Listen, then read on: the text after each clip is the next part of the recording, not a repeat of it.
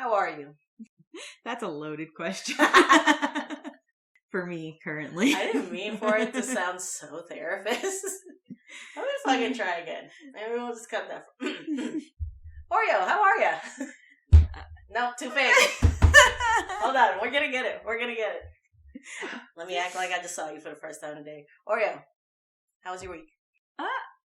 Actually, not bad. You got a tattoo? I did get a tattoo. Oh, I got a tattoo. Mm-hmm. We did a seafood boil last night. Oh my god, the seafood boil was so For good. some odd I have reason, leftover crab at home. Unintentionally, the people that identified as males and the people that identified as females ended up segregating. That was weird. It really just feels like a turning point in our lives. We are in our late 20s, and this is kind of like what we're doing now. Yeah. Here's the thing. I would absolutely have another seafood boil, like, in a heartbeat. Yes. That was delicious. I'm super hyped for lunch. Just lunch all week. Mm-hmm. Just because I have leftover I get to eat. Valid. I am currently, nobody would know this, but I am currently working on becoming so tatted up. Mm-hmm. Just fully tattooed. My left arm is doing great. My right arm is mostly bare. Uh-huh. But I decided I was going to just left arm first, then hit my right arm, then focus these legs out. Just become a very, very tattooed person. So I got a Studio Ghibli tattoo yesterday. Because obviously you had to have a theme per limb. I did have a theme per lip. This is also ridiculous. I don't know if anybody else has ever done this. Tattooed people let me know if I'm the only one who does this. But I have a list of tattoos I plan to get separated by limb because each limb has a theme. Right. Because I like organization. That's fair. So, yeah. And so here's the thing. I started with my shoulder. I got my first tattoo at 16. Mm-hmm. Like so few people do. Because my parentage is reckless. But I did at least have the stipulation of you have to have to agree that this is a tattoo you want for like a full year at least before I will agree to let you get this tattoo. So this has to be a tattoo you pick and you like for the full year. This is something permanent on your body, so you better have the same taste for a full year. Because if you start switching up, you're not ready for a tattoo. How do you feel about your first tattoo now? I still love it. Okay. I love what it represents still. I did pick something that is very skirting the line of just a straight copy, which obviously at 16 you don't know a lot of the etiquette of. Yeah, I know. Speaking of you etiquette. don't know a lot of tattoo etiquette. Uh-huh. So I did what a lot of idiot teenagers do and was like, I like this specific image. Yeah. I had a great artist who convinced me to let him change it up a little bit. I've always been a pretty good tattoo client, I think, because I'm never so annoyingly dead set on something that I'm like, no, this is exactly what I want. And if you say you can't do it, then I'll just find somebody who can. I don't fucking know how to tattoo. I'm not an artist. Right.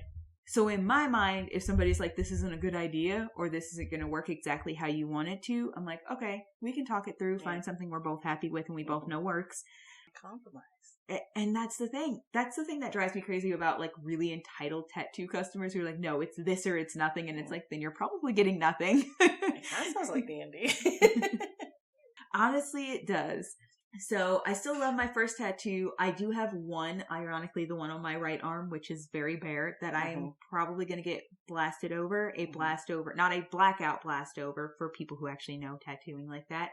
But a blast over is usually, it's like a cover up, but you basically say, I'm okay if things underneath this tattoo show. Yeah. So if the original thing kind of shows through a little bit, that's fine. I don't want to ever be the person who's like, no, I want to pretend this never happened because I don't have anything like shameful on my body. But I do know it's not what I really wanted, so I'm going to get something else to represent that thing. She would never cover up my name. And and then I'm going to do something different over top and just let whatever pieces of the other original tattoo show through. That's fine. I don't care. But my entire left arm is so geeky themed. It is all my fandoms. Yeah. Well, it's a work in progress towards all of my fandoms. But it's more like TV shows and movies. So I have one that's a scar cover-up. I have my new Studio Ghibli tattoo, which I already know I'm going to add something else to. I have a Evolution tattoo, and then I have an Avatar The Last Airbender tattoo. I already know I still want something Sailor Moon. I do want something from Steven Universe as well. I thought that's what the butterflies was for. Oh, it is. So that tattoo technically that's my scar cover up. It's not as fandomy as a couple. So the butterflies from Steven Universe, and then it's got the flowers from Moana. I forgot about the flowers. Yeah. So that one's, I do a lot of mashups for those tattoos. So I know I want something Disney themed. I have a very small specific set of princesses, and I can't decide exactly how to get them. I gotta have something Sailor Moon, and then I'm going to do a little bit of an extra thing for the Studio Ghibli. Cheetah, my favorite. Not technically an official princess, but she's one of my favorites. Mulan, Moana, Tiana, and Belle. Oh, okay. I was like, why don't you combine all their weapons? But really, I was just thinking about the oar from Moana. Yeah. And Mulan's sword. I have no idea. It's just a spear. That's okay. You got time. But I did have this, like, you know when people do, like, art bases, essentially, where they're like, hey, draw your characters, here's a base to make it easier for you. Like, here's a thing. I had one that had, like, a group of people sitting around one of those, like, I don't know exactly what they're called, but they're like the Japanese tables that are floor length. Yeah. Basically at the floor, but like they have a little bit of space underneath for like your legs to crisscross applesauces. And it was like two people on one side talking, one person like eating in front of the TV, another person, you know, they were like playing video games, and then another person hiding under the table. So originally what I was going to do, and then I was like, with the space I have, that might be very hard to achieve, was have like Kida and Moana showing off their shiny stones to each other, and then have shiny necklaces. And then have Mulan be the one very aggressively playing video games. Have Belle hiding under the table, but with a book. She's just reading. And then Tiana, instead of the person in front of the table eating, is actually bringing the plate of food out. That's perfect. And I thought that would work so well with like minimal changes to the base, but also like bodies are weird. Would you believe tattooing isn't on a flat surface? So I would actually have to present that to an artist and see if that could be done. And if not, I have to have a backup plan, and that's where I'm stuck currently. It's nice to have goals. To find a backup plan. A blackup plan. Just last week, I also said black instead of black. You did. Yay. It's hard. Talking is hard. Why did we make a podcast? I don't know, man.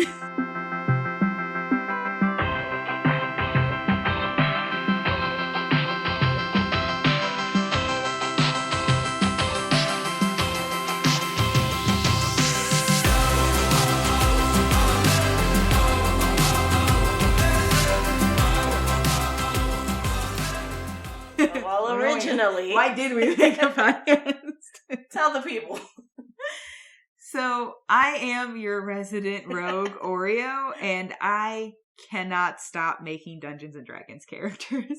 I am your trusty druid Shao, and I'm supposed to draw them, but this week we are stopping from making Dungeons & Dragons We are stopping, because this week, ironically, is about etiquette. Not tattoo etiquette, but table etiquette. Well, we already did the tattoo etiquette. That's just your little bonus. Which, just so we're clear, that tattoo etiquette was don't copy other people's tattoos. That's a big no-no. It's rude. You're stealing somebody else's artwork, and the artwork on somebody else's body. And if it's Flash, that's a completely different thing. People expect to have that done multiple times across multiple people. But like custom pieces, guys, so mean. So rude. That was our tattoo etiquette. Now to the table etiquette. Oh, okay. I was going to say the etiquette was compromise, which is also life, which is also D&D. Oh. I guess we had several pieces of etiquette. So you got your tattoo etiquette bonus. Welcome to the party. But yeah, we're talking about, So this series is table etiquette, but today we're talking about the importance of a session 0. Yes. So what that means is over the course of this, during some of our wild magic surges, we will do, like we did with Build a Party, different types of characters that we're going to use to build a party. Table etiquette is going to cover several different things that are important to kind of have an understanding of and do correctly at a table to make sure everybody has a good time. Which is how you win. Yep. It's the only way to win D&D. I didn't know. I thought table etiquette and session 0 were all going to be today. I was less than prepared. But you know what? I'm a DM and we fucking adapt. Yeah, you do. So just 5 minutes ago, I pulled up my go-to for when we have to have a session 0. Oh, nice. That is a great thing to go over. I do want to first explain what a session 0 is. Go for it, because I completely closed the window because I was like, oh no, I have to restart my computer. I forgot we were doing this thing. Oh my goodness. Okay, so I will explain while you're getting that situated what a session 0 is, and I will give you a great example of why a session 0 is so important. A session 0 happens before you actually jump into the campaign. It is the first time you and the rest of the party get together, so that's DM, all players included, and it is really, you want to have all the players there to make this work as smoothly as possible. What you're doing is sitting down and having a conversation. Yeah. The DM explains what the campaign is supposed to be so that the players understand what they're getting into and also can tap out at that point if it's not what they're interested in. And the players give some of their everybody just goes around and gives expectations that they have. Exactly. The first time we did a session 0, we also talked about things we're not comfortable with delving into. So prime example of why this is so important is our very first completed story arc of a campaign. And this was when we were Lit the Druid and Amma the Rogue, was supposed to be something kind of simple that slowly built into something bigger. Everybody who was there that first day, essentially we just made characters together and then jumped right into the campaign. Yeah. Hubby DM gave us a bandit camp, something very classic to go after. That gets more complex as you go through. That story's for another time. But we had a bandit camp that we needed to go through. And he had a very specific idea for what the campaign would be. One of our players was not there, but wanted to join the game, wanted to, had a character already made and in mind, that kind of thing. He just couldn't make that first session. So he jumped in second session and immediately completely derailed the campaign because he made a too complex backstory unbeknownst to any of us. Nobody had any idea this wasn't the plan. We thought him and hubby DM had talked it out and had already made this plan the thing. So we were all just like, oh, okay, that's what this is. Cool. That was not the case at all. This is a prime example of a player making a character's backstory too big. Yeah, to make it less confusing, basically, Spidey DM, had this idea of the world, and then this player comes in, and they're like, my character is involved in a war in this whole country. And then Spidey DM was like, okay, this whole country is at war. Let's go. And that was... He did the improv yes and... that none of us even noticed because we didn't know it wasn't planned. Was in store for us. And that was an issue on two parts, as in he could have said, okay, no, not the whole world, but yes, your people, that's fine. And we can delve into that war that's happening for your people, but also the player's assumption that it was okay to just make an entire war in this country that we all lived in and somehow had no idea was happening and had not been affected by. Big issue. And that completely derailed, and we had no idea for the longest time, that completely derailed the entire campaign. It was nothing like what our DM had originally planned. And he had to essentially take his original idea and force it into this new thing that had been forced upon, honestly, the entire party. Had we had a session 0...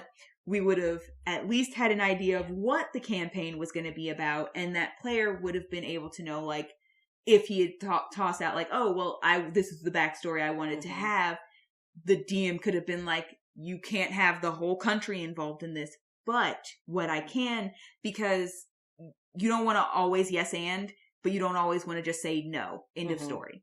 No, but yes and. Just throwing out impromptus.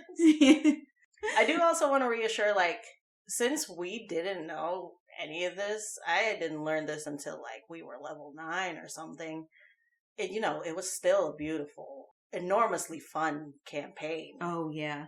And he did really good adapting, but it's like, you know, it's important. Yeah, this is the biggest thing about that. It was very stressed. I learned about halfway through the campaign. So earlier than you, obviously, because like we live together. So it was a little easier to figure this out. There was a point D&D where he got very, we actually do that a lot. Yo, it's romantic. I like it. Yes, I agree. But at a certain point, we paused the game for a little bit just because he was getting so worn out and stressed out, having like a lot of like DM fatigue. And a huge part of that was him having to adapt this war he never expected. Like the last session took so long to get around to because he was struggling so hard to figure out war mechanics for a war he had never planned on having. And a lot of behind the scenes stress came from that lack of a communication of like, this is what the campaign is going to be. This is where I have to draw the line on what you're saying you want. So that's a huge, like, that's a great example of why having a session 0 is so important, because had we had this conversation in session 0, we could have avoided that. And I do agree, like, until I knew why he was getting so stressed out and getting so fatigued, I did not have any idea that this was not the original plan. He rolled with it so well. I don't even know what his original idea was and how he integrated it in, because they got integrated so seamlessly that it felt like that was always the plan. Right. So we do have to give huge kudos to our DM for how he handled that situation. But it should not have been a situation he had to handle. But it could have been avoided. Yeah. With the session 0, which is why we're here. Yes. But yeah, now that we as D&D players have leveled up, because that was my first little baby adventure, now I'm grown and a DM. And I do my own research. This latest campaign that we're currently doing, I personally went to Reddit. I get a lot of my resources that I steal off of Reddit, subreddit, D&D Next, DM Academy, and Behind the Screen. That's where I steal things. But when I was prepping our session 0, I referred to this post by user u/Haze0 in the subreddit D&D Next. And it's just a great breakdown of like basically everything you should cover in a session 0. But like the most important things are like boundaries. Boundaries are very big. Another big thing of a session 0 is introducing your characters. Obviously. Going over those backstories. And that's something you can do privately with the DM. As a matter of fact, I kind of suggested so that the other players at the table don't know already, like, oh, I know exactly who this character, because there are some things, metagaming is not always bad, but there are some things you don't want people to accidentally metagame. Like, you want them to experience them organically. A backstory should be something you solidly run by the DM, even if you have to be like, okay, everybody, like, take a break. I'm running through this backstory, then I'll come to you, then you have your backstories ready so that I can tell you what does and does not work. Because that'll also be important, especially if you're doing a homebrew campaign. You don't ever want to overstep your boundary and just throw it into the world and then have everybody else have to deal with you overstepping the boundary of your backstory. And that's a big thing for me because I am a person who makes very detailed backstories. Right. And if need be, I do always run it by my DMs and say, does this backstory work? Is this okay? And we've tweaked in the past. Yeah, there are some things where it's like, you can't really do that part. Everything else works if we can maybe tweak this a little bit, or this doesn't necessarily work quite well, or something like that. You should, as a player, also be totally willing to do that. You got it. to make it work. Everybody's got to do a little bit of compromise. Yep. But yeah, you don't have to tell your other table-mate or party members, but you do got to tell the DM, because the DM needs to know how to balance encounters. Exactly. Like if we don't have a main healer, the DM needs to know, like, provide you with healing potions the first few. If you're like level 1, 7 health, no healers, that's like a really quick way to have a character death. Yeah, we're all characters, just a full TPK. Exactly. On the flip side, if the DM tells you, like, this is the world I'm building, and let's take one of your campaigns, for example, this world doesn't have a lot of health potions, we're in the middle of a war, they're being sent to the war effort, be cognizant. Play a fucking healer, somebody. Like, don't then be pissy when the DM's like, no, you can't have healing potions because there aren't any in this area. Like, this is front line. Where am I going to get you an extra healing potion? Exactly. What did I say before? Presenting your character. Boundaries. Yes. That's huge. Important. We've talked about this. We've talked about animal deaths. It is very huge. Being a no-no. Boundaries cover everything from, like, things you're uncomfortable with, things you're uncomfortable talking about, things you feel like would be too far. So in simple terms, like, I would rather my character die than my character's familiar or animal companion. Yeah. Animal deaths hurt a lot for me. Yeah. That's not saying there's not a situation where if the DM came to me and said, I think this would be very important for your character, for their growth, for something like that, I wouldn't be open to it, but I don't ever want that thrown at me randomly. Yeah. That's a boundary. Or bugs in wounds is a big thing for me. It makes me very itchy. It makes me very uncomfortable. I don't like it. And last time we had a session 0 in something, that was one of the things I specifically brought up. That is something that literally, like, gives me nightmares. It is so disgusting. And that's a big boundary for me. Like, you can describe something like, oh, this thing is like a rotting corpse. And I'm like, that's fine. Don't get into detail about, like, maggots. I'm literally itching now. But yeah, there's a system where there's a green card, a yellow card, and a red card. I don't know who came up with it. But basically, if whatever is happening in the session that is starting to make you feel uncomfortable, you just pull up a yellow card. And if it's like a hard no, red card, and then the DM should, if they're a good DM, absolutely hard right, completely move on from this situation. Because, like, I don't know, maybe, like, cougars make you uncomfortable, so yellow card that. Yeah. And that's totally fair. And I think that works for some people. I don't think we've ever been in a situation where we would need that. That also works really great if you don't know where your boundaries are yet.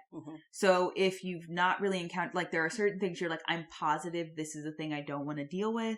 I don't want to go through. I don't want my character to go through. Like, I don't want to hear explicit detail about this.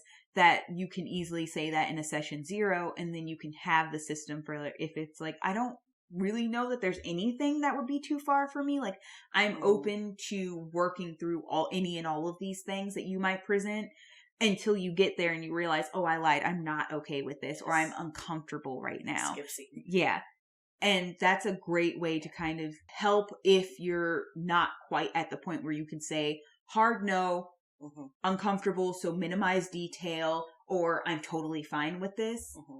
Giving yourself at least the leeway and the understanding. And that's a great thing to discuss in a session 0 too, being like, we will implement this system. If there's anything you did not realize or can't think of right now that is a hard swerve for you or uncomfortable, maybe let's just fade to black or soften those details, that kind of thing. You can bring that, you can present that, and I'll know what it means and we can move forward. Yeah. So that's like the emotional part of a session 0.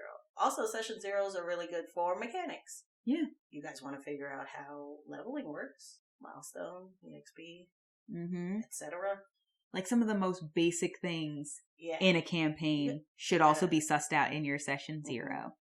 Like we said before, set your expectations. I also want to point out that, like, session 0s don't solve everything.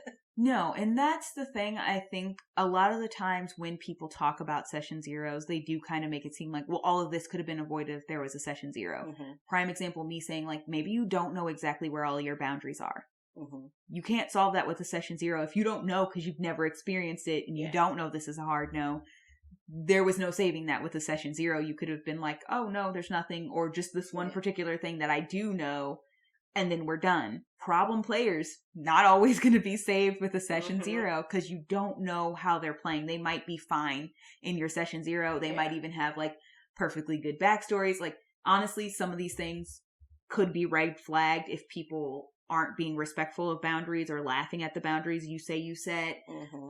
If their backstories are ridiculous and a lot of changes have to make, if their character sheets, going over character sheets is something you should definitely do in a session 0 to make sure everything was actually entered correctly. Because people who obviously are new might make mistakes with math and even just what their characters can do. People who are older, who might be a little bit cheaty, could try to max out some characters or do some like insanely good stuff, and it's like, there's no way you rolled all of this. There's no way you rolled like 18s across the board, my dude.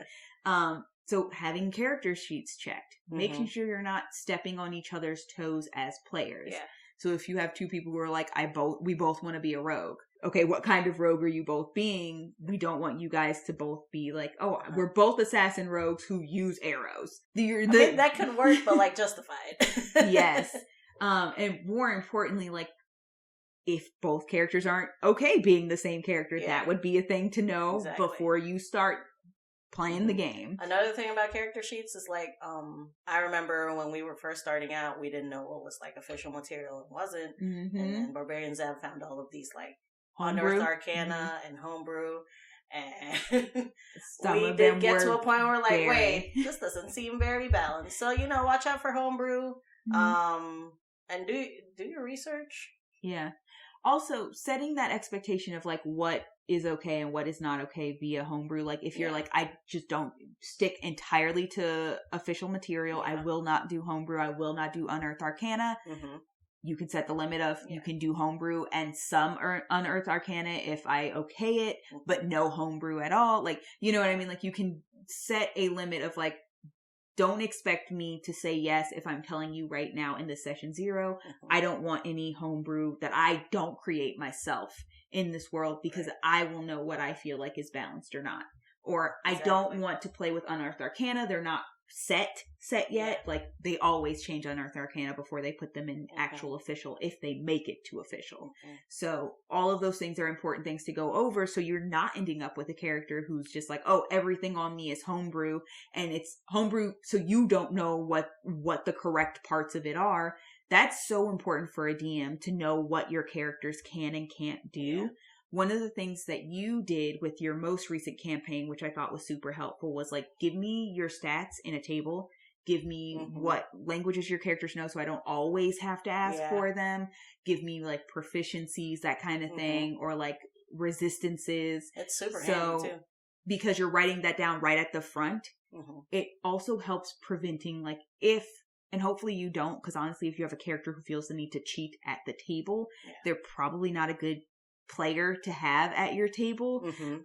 But that's such a good way to prevent that if there's a reason you want to keep that player at your table. Like, maybe they cheat a little bit, but they're really good at role play and exploration, like that kind of thing. You as the DM have that table available, so you have the ability to be like, no, you said when we started you don't have this. If you get updates, you will update this as we go. It's super helpful too. That's a DM tip. Have a table with all of your like your characters' perceptions and whatever, so you're not asking all the time what their DCs are, because it won't break up like combat, like momentum. Just a little blurb there. What else do we have over here? I also want to point out some of the things we did in our session 0, where I was like, oh, we're super doing encumbrance and we're going to watch it. I have not once asked how much you guys are carrying. You guys don't have a lot right now, but I don't know, maybe. Also, be realistic, I think, is what I've learned this latest campaign, where I was like, we're going to get so crunchy and so mathy about it.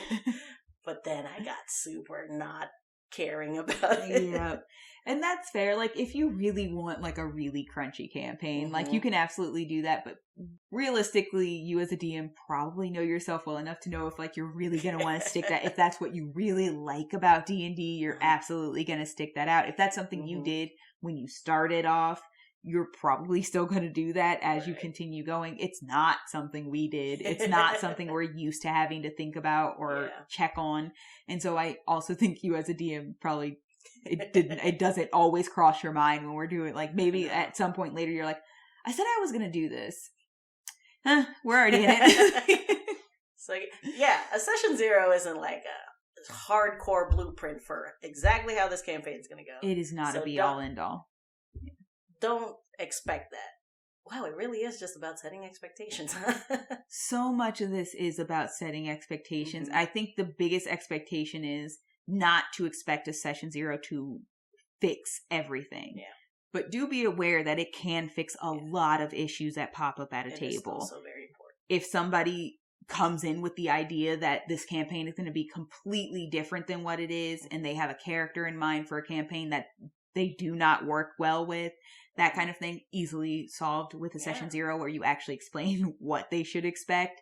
It also allows the DM a chance to have a little bit of time to, like you said, integrate backstories because you actually went over them with your DM, but also integrate some of the expectations or things that the players are mentioning they like into a campaign to make it more fun for everybody. And that's something that people don't consider very often. Like, they're saying, say what you expect, but the actual follow through of that is also important for a session 0. So if your DM says, we're going to be pretty combat heavy, but you say, you know, I would like moments of RP. That's something that really, really matters to me. Finding the time to put in those moments so your players are also having a lot of fun, even if you're like, oh, this is supposed to be combat heavy, will still make all the difference for them. Or you can say, I'm totally fine with combat, but I do also like exploration. So can we do like an exploration combat situation? Or this is what's going to make it better for me. You know what I mean? That's super important as a DM to take into consideration, but like as a player, also don't lie to yourself. If your DM's like, this is combat heavy and you are solidly an RP heavy type of player, it is okay to step away from that game. Yeah. A lot of times people have this mentality that like bad D&D is better than no D&D, and I am here to tell you that is incorrect. Absolutely. Okay. We've said it before. Winning D&D is having fun with everybody. Yep. Bad D&D is not that. Therefore, you're losing. Therefore, you're wasting your time and possibly being verbally, emotionally abused. Which is not good. Yeah, if you're not having fun, you might also become the pissy person at the table. And then you're making other people stop having fun. So, like, is it really worth it at the end of the day? I don't think it is. Yeah. So, we disagree with that. What was the next thing? I wanted to stress... Oh, I highly recommend questions for your players about their characters. I second that. Partially because, yes, here's the thing. It's partially because I have very unnecessarily detailed characters. So I get to give answers to questions that would never come up in actual, like, I know the answers to these questions. They would never come up in an actual session. But it also... It's so helpful. When you did that and after Hubby DM did that, I felt like it added a lot more to our characters because it helped you understand our characters more in depth. There were things that came up that was like, I know I answered a question about this and you just threw this in my face. Oh my God. Oh, that one moment I threw sirens at you guys and they all turned into your deep, dark pasts. It's fucking cruel. I loved it. Literally, her character went to the lowest floor of the ship, ran behind some wine barrels, and sobbed. She broke her. It was gold, you guys. Oh God, it was so good. That, and then there was also the one of the harder towards the end battles.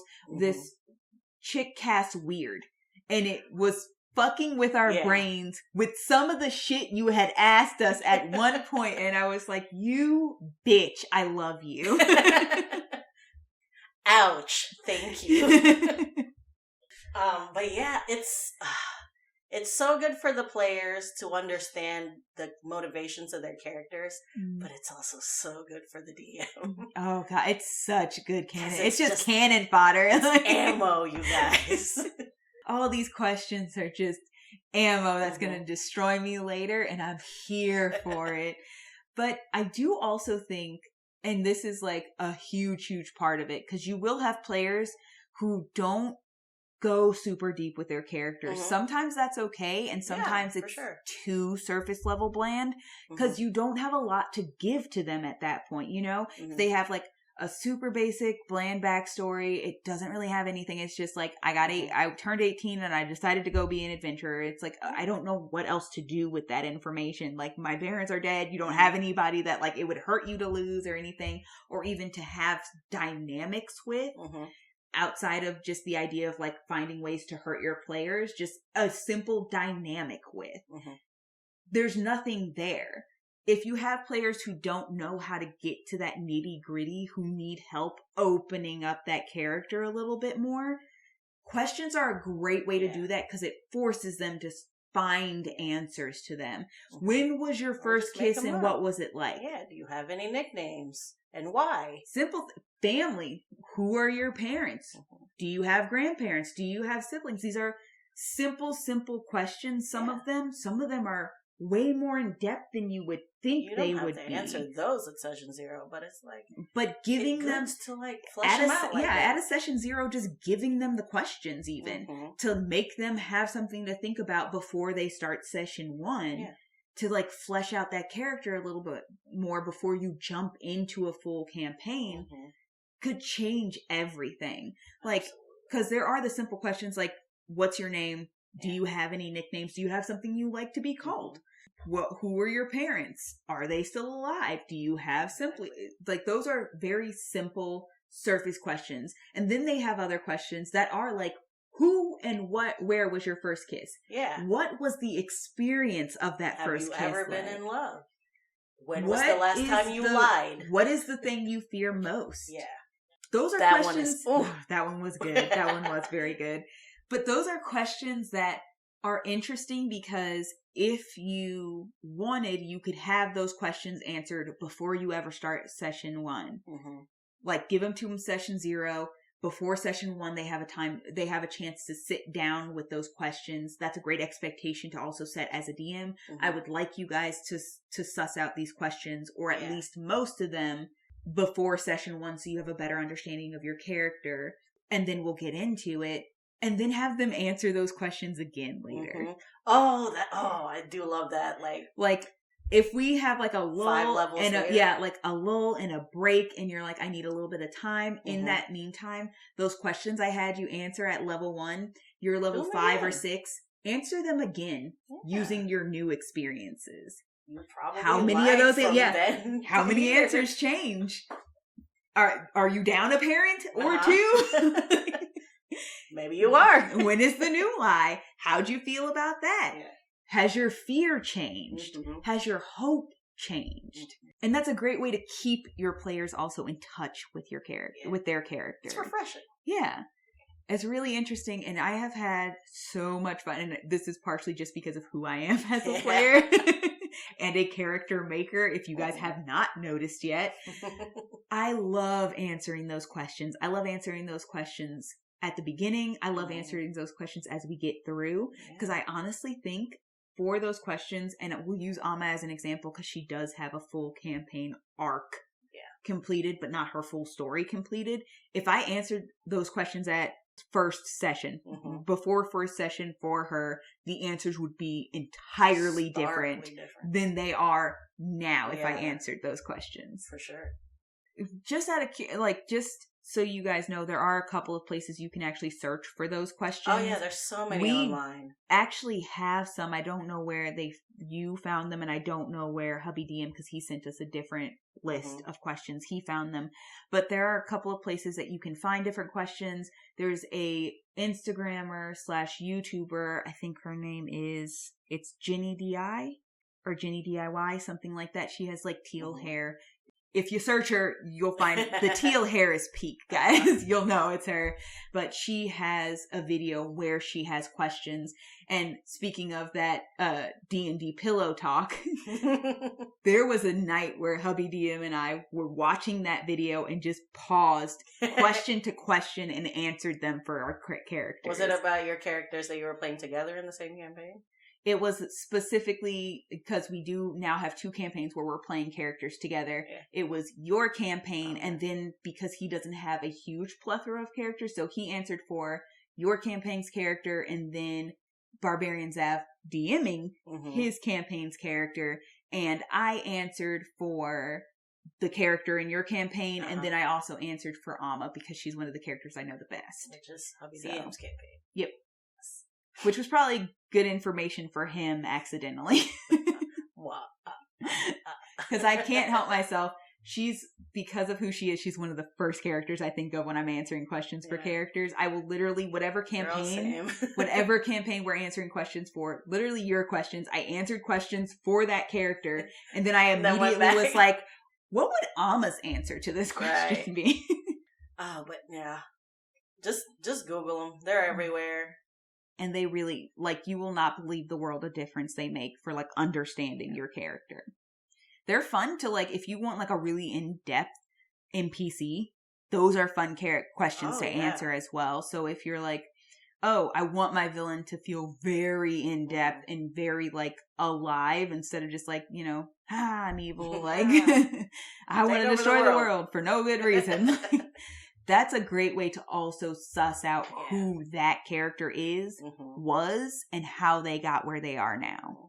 So that's also a super helpful tip for that, too. I love a sympathetic villain. They're so good. Right. Nuances. What other expectations do you want to go?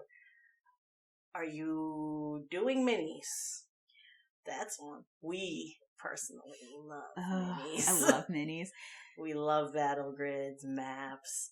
The dream is to one day just make an entire village. Yes. In miniature. We're getting there. We're working on it. I feel like we're close. We definitely could. We have a lot of minis that could help build a village. I just want to buy your husband the workshop of his dreams.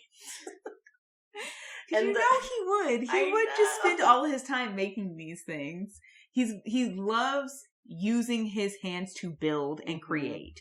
He is a very hands-on creator. That's his thing. He loves painting the minis. He's trying to get into blacksmithing. This guy's crazy. He fights. And so like the next logical step, and he has constantly talked about how much he wants to do this for him for D&D, is path painting minis. He does want to print, but also just like creating entire like scenes for things to take place in, like battle scenes, the village you walk into. He is so about, like, he'll watch videos on stuff like that sometimes, and I'm just like, one day we'll get there. One day. What else we got for session zeros? I do also want to stress, like, if your players have D&D podcasts that they have watched, this is a specific type of expectation setting, making them understand that this is not their podcast that they watch. Like, this is not a professional podcast. This is a table. A labeled thing. The Matt Mercer effect. It is like that. And so I feel so bad for him because he hates that thing. Like, he hates that happens. Because he's like, I don't think I'm that good. And I started literally the same way every other DM that you're running into started. Don't put me up on a pedestal and don't put that expectation. Like, you should be at a table to have fun, not expecting somebody to be somebody else. Yeah. So I feel so bad for him that that's a thing because it has caused a lot of issues. It's specific. They say Matt Mercer effect specifically, but honestly, any D&D podcast, if you love it that much, if you watch it that consistently, you can build up an expectation that is unrealistic. These are professionals. Like, Critical Role specifically, these are professional voice actors. You should not expect that level from your DM or any of the other players at your table. Yeah. And don't put that pressure on yourself as a player. Absolutely not. You do what you like. I know my accents aren't always great. I like having accents to differentiate characters sometimes, but like I don't expect myself to be perfect at this accent. Yeah. I put in some effort to not be completely terrible, but like I'm not putting the expectation of like professional voice actor. Right. And you shouldn't do that to yourself or anybody else. Cause like if you don't meet that mark, which is hard to do to begin with, you're going to feel bad. You're going to not have fun. Up. Yeah. And that's too much. Yeah. The same thing goes for, honestly, like I said, so Critical Role specifically is that, but pretty much all of these, unless you're watching like smaller around our table type D&D like streams or something like that on Twitch, you're finding professionals doing something, like people who have been at this for a long time and have a budget team. And like so like you shouldn't be expecting even like not another D&D podcast level or Dimension 20 level like production value from a tabletop game that you're playing in a house. And those two have like people are editing those. Yeah. Like, you're not seeing the downtime. You're not seeing the having to sort through the books and look through the rules. Like, or the questions, or sussing out this puzzle for 45 minutes. Yeah. The whole point of this episode and Session Zeros in general is just set your expectations reasonably. How you win D&D is how it's when everybody has fun. And openly communicate. Respect people's boundaries. Yeah. And be honest. Be as honest as you possibly can be. Because I do also feel like sometimes people, because they're worried about how everybody else at the table will handle a situation or something, worried about my table, will lie. Or like if they feel like they're like, oh, this is what everybody else wants, but it's not really what I want, so I just won't say anything to be the odd man out. But then you're still not having fun because you didn't speak up and you didn't let people know. Like, even if everybody at the table is exploration and you're combat, just speaking up and being like, I would like us to be able to do combat sometimes. Like, combat is my favorite thing. Yeah. That doesn't make you bad or wrong at this table. It just means you need to vocalize that because everybody else will have the expectation that exploration majority is fine because that's what they all like, but you're losing out.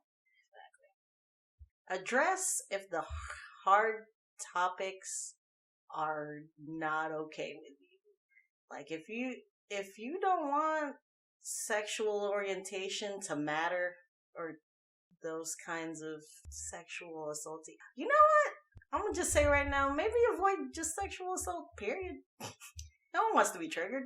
It's not usually a fun time at the table. Once again, that's exactly why a Session Zero is important, because if it's a fun time at the table for everybody else and you're the odd man out, maybe not your table to be at.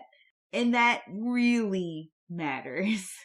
So once again, no D&D is better than bad D&D. Generally, drows have slaves. You gotta make sure. Hey, can we talk about slavery? Yep. If it's a no, it's a no. No means no. Yeah. Yes.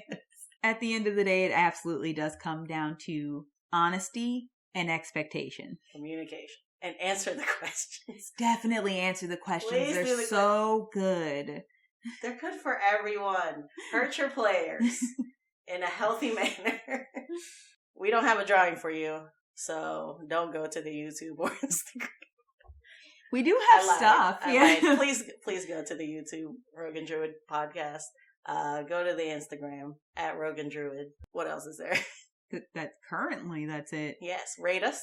Does not have to be 5 stars. Hey, if you guys have some like very specific but very good Session Zero character questions, please send it to us. Ooh, yes. We love answering questions. I want to think about all of my characters. But yeah, oh man. please send us those very nuanced, like, if they knew what anime was, what would their favorite anime be? Oh my god. That's actually a fun one. Specific. I want those things. Please send it to us. I want to flesh out every character I've ever thought about. Honestly, same. But yeah, tag us on Instagram. Leave us any number of stars. Constructive criticism, please, if you're going to give criticism. Oh, for the characters... I've been meaning to ask you. Oh, okay. What if listeners had questions? How would they reach us? I could have asked you off mic. Yeah, but I guess this is an important thing. I mean, I imagine the easiest way is either in the comment section of probably the Instagram or YouTube, or honestly, DM the Instagram. I'm trying to dream big where, like, we actually have listeners and they actually reach out to us. They have questions they want us to answer. Because we could do a wild magic search that's just a question mailbag. Literally, any show or podcast I listen to, I do love those episodes where they just take a break. I said break. A break or a beat. Yep. And they just reflect on, like, what everyone's thinking. Okay. So yeah, reach out. So if you would like to ask us a question, we will probably do a wild magic surge at some point where we do basically a Q&A for the questions that we receive. You can DM us on the Instagram at Rogan Druid. You can ask them in the post, in the comment section underneath the post. You can also ask them underneath the YouTube videos. We will. Or you could just rate us and ask there. You could also rate us and ask there. Once again, constructive criticism. We would love if this was a 5-star podcast, but honesty is more important. Is it? I mean, it's not as nice. But no, we're trying to thrive on the internet. Maybe not. Polite honesty is more important. I don't know. That sounds close enough. Yeah. Anyway. Thanks for coming and listening to us gab for an hour now. Just about session zeros. We'll be back with our usual Oreo comes up with a character and I draw it next week. And we'll not see you then. We'll talk with you then. We'll shout you out then. Bye, party. Bye.